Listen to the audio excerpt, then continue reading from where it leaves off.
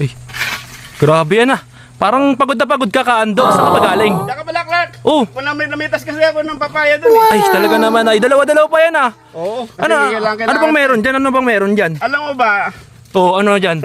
nung panahon ng ninuno natin, ang dagta ng papaya, ito ang sikretong malupit. Ay, Mga malupit? beauty tips. Beauty tips talaga? Oo. Ay, kasi panalpakan mo na. Ngayon marami lumalabas na astringent, kung mga ointment, pamahid sa mukha. Kung Pero ano-ano pa. Sa totoo lang, dagta na lang papaya.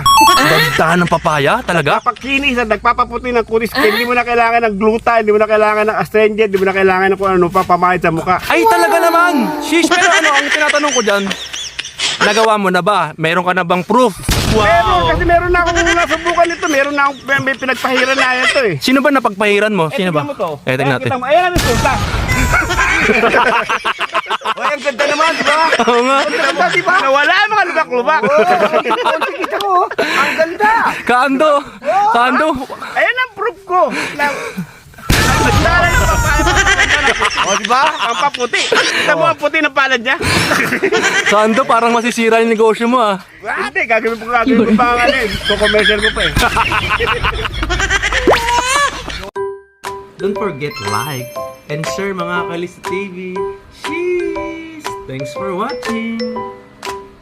Kalista TV.